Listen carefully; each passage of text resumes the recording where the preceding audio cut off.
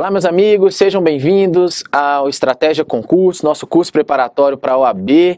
Estamos aqui já na reta final, estou contando com a aprovação de vocês e o que eu puder ajudar para vocês conseguirem essa grande vitória, eu quero tentar ajudá-los aqui. Eu sou Gustavo Machado, professor de Direito Constitucional, e hoje o nosso objetivo aqui é em apenas uma hora tentar fazer uma revisão do máximo de pontos da matéria possível. Dentro do que tem caído nas provas da OAB, o que cai muito em prova da OAB? Direitos fundamentais, controle de constitucionalidade, organização do Estado, separação dos poderes, aqueles temas que realmente são chaves aí dentro do direito constitucional.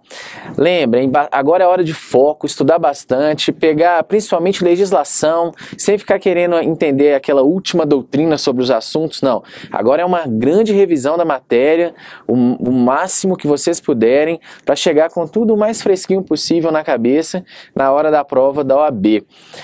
Em relação ao direito constitucional, é focar nas nossas aulas em PDF, nas resoluções de exercícios que a gente já gravou, e espero que as dicas de hoje possam servir aí para a sua prova de direito constitucional da OAB.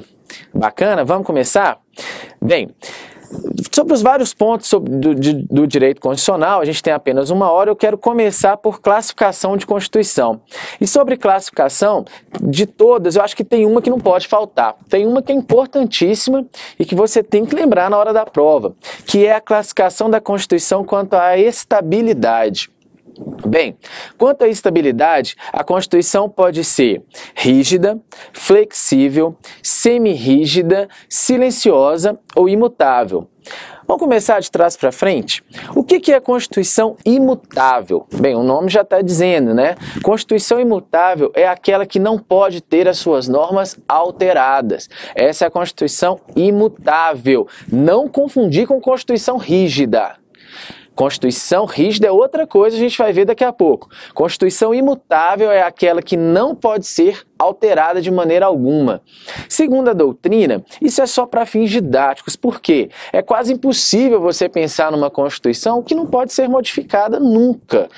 A sociedade muda, as coisas evoluem, a Constituição tem que evoluir também, ela precisa acompanhar.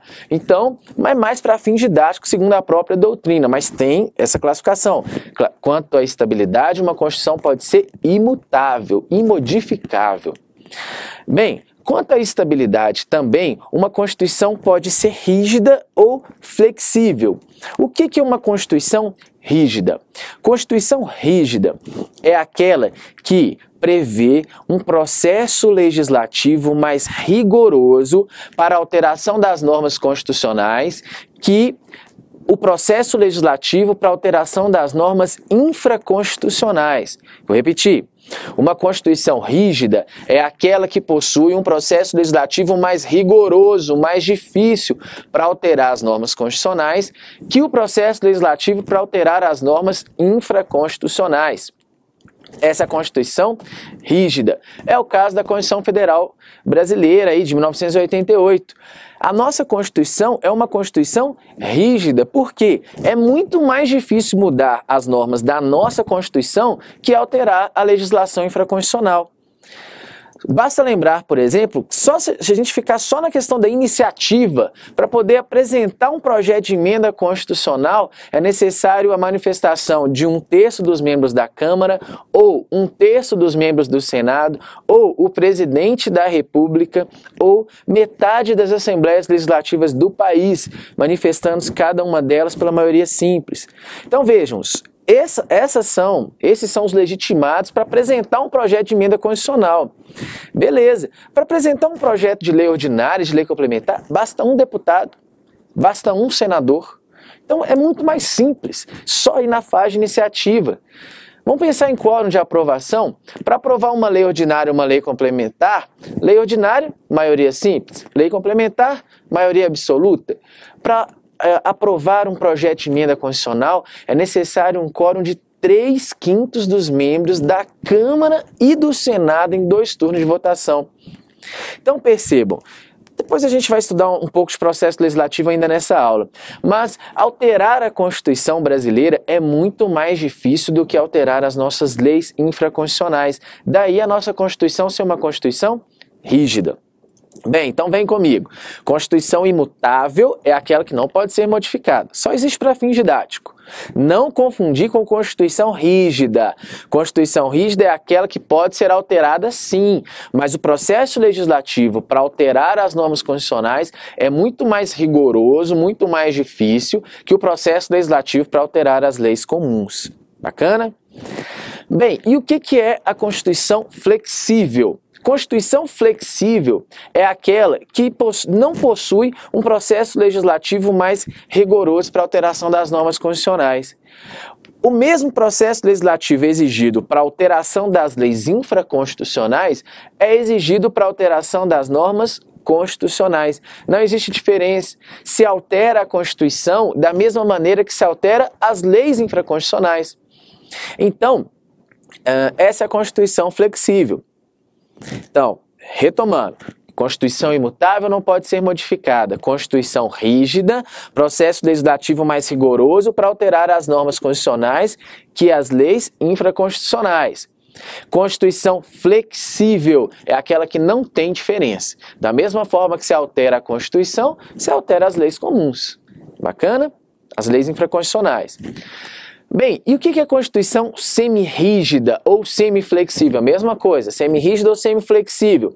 É aquela que tem uma parte que pode ser alterada da mesma forma que a legislação infraconstitucional e uma outra parte que, para ser alterada, precisa de um processo legislativo mais rigoroso.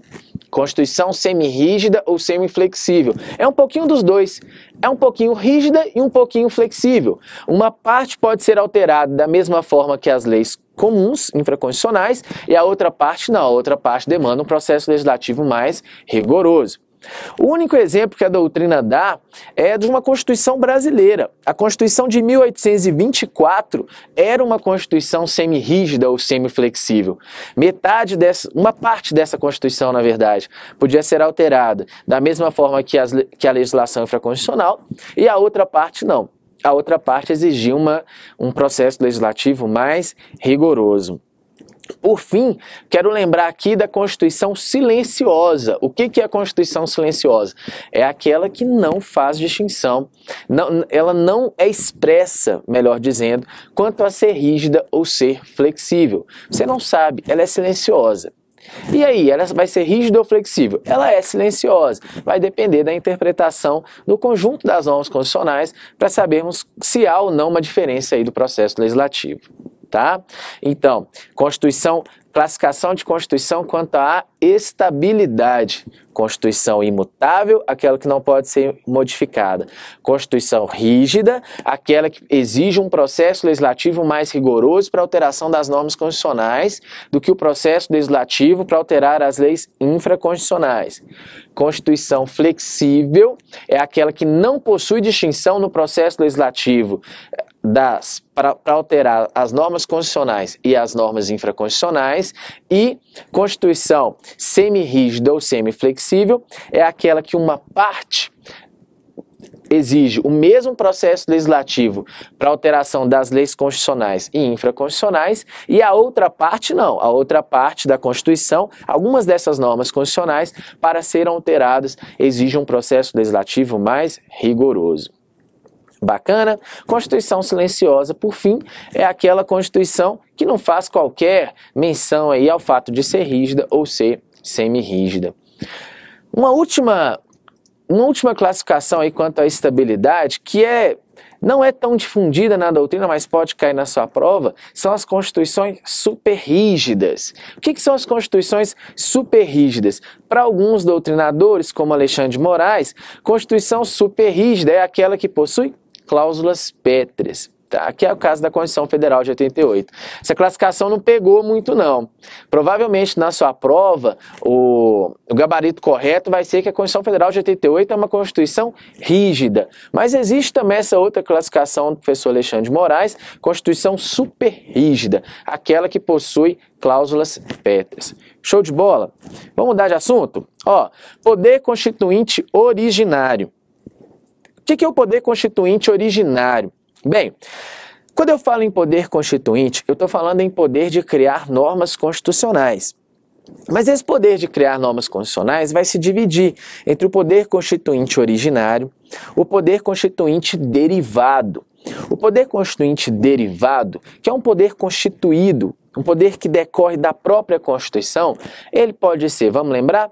O poder constituinte derivado pode ser decorrente, que é o poder que os estados têm de criar as suas próprias constituições, pode ser o poder constituinte derivado de reforma, que é o poder de alterar as normas da Constituição, e pode ser também o poder constituinte derivado de revisão, que é o poder de revisar a Constituição.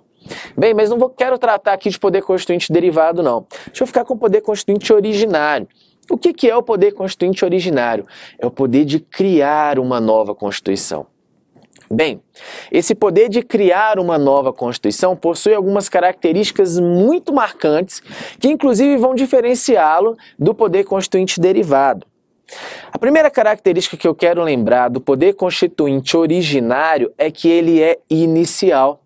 Ele inaugura um novo ordenamento jurídico, ele cria um novo ordenamento jurídico. É por isso que eu gosto muito de uma metáfora que o professor Michel Temer, nosso vice-presidente da República, disse, que é bem interessante, que ele vai dizer o seguinte: olha, o Brasil de 1824 é o mesmo Brasil de 1891, o mesmo Brasil de 1934, de 1937, de 1946, de 67, 69 e de 88, fazendo menção aqui a todas as nossas constituições. É o mesmo Brasil do ponto de vista territorial, ou quase idêntico, né? Do ponto de vista dos costumes, etc. Agora, do ponto de vista jurídico, nós podemos dizer que a cada nova Constituição surge um novo Brasil. Porque cada nova Constituição inaugura, cria um novo Estado brasileiro do ponto de vista jurídico. É por isso que o poder constituinte originário ele tem essa característica de ser inaugural. Ele cria um novo ordenamento jurídico, ele inaugura um novo Estado cada vez que ele se manifesta. Tá? Então a primeira característica do poder constituinte originário é que ele é inicial ou inaugural. Bem, se o poder constituinte originário é inaugural, é inicial, se ele cria um novo Estado do ponto de vista jurídico, ele vai ser também o que? Ilimitado. O poder constituinte originário não precisa observar nenhum limite imposto pela ordem jurídica anterior. Nem mesmo coisa julgada, direito adquirido, nada disso.